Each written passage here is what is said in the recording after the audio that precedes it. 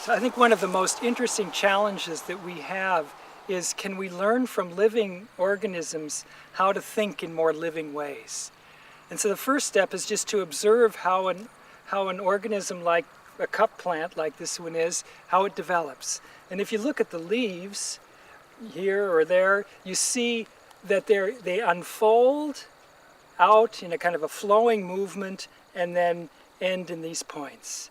And then between the leaves you have these so-called internodes in between them where the plant contracts.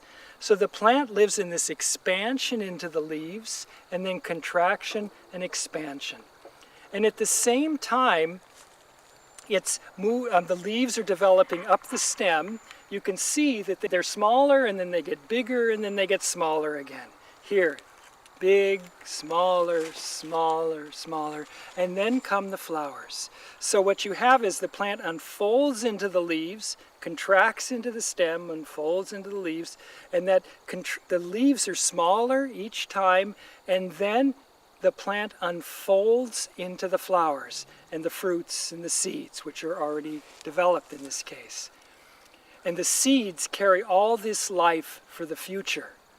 So what if our thinking were such that we were able to develop ideas where one idea arose out of the next idea, and then the next idea, based on what was in the past, but on a progression in a direction.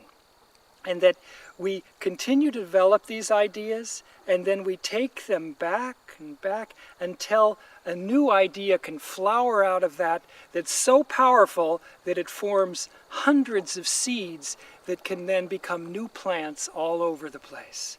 That would be a fruitful living idea.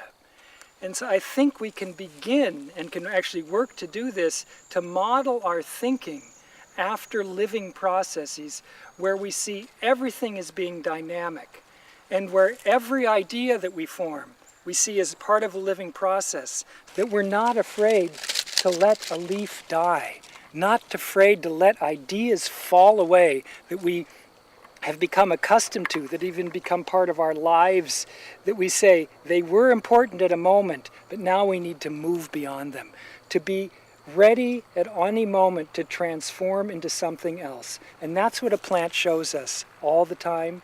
That's what it lives in front of us. And we could become much more plant-like thinkers if we were to take a bit more care and just observe the way plants develop and then try to internalize that into our own minds and the way we form ideas. But we're aware every idea has its time, and then we need to move on, and we can let things go, and we can live in transformation and be comfortable about that, because it's the nature of life to transform. We have to change. We have to transform the way we interact with nature, the way we think about nature, what we're doing, and how we impact the rest of the world. And that is the positive side of all the negative. And that you see there are a lot of people, and a lot of young people, who are very idealistic and want to change.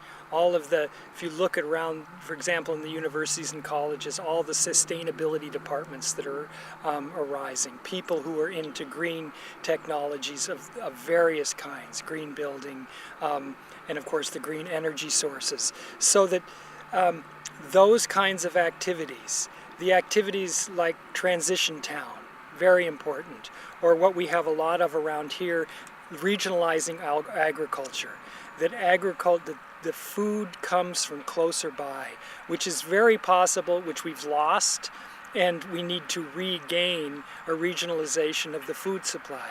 So there are very many good activities going on, and I think what's important is that we're looking towards the future, how we can be positive players on Earth and not just continue to be damaging players on Earth, and that children and young people are empowered through the kinds of education they have, through the kind of experiences they have, to see we can also do good, because out of a sense of negativity or gloom and doom, no force of real renewal comes.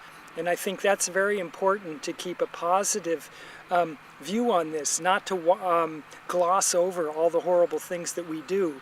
But for young people, they need to be inspired by role models of people who are really trying to do the good work, and a lot of good work is going on. So I'm positive. I'm on the whole very optimistic about what we can do despite all the obstacles that are in our way.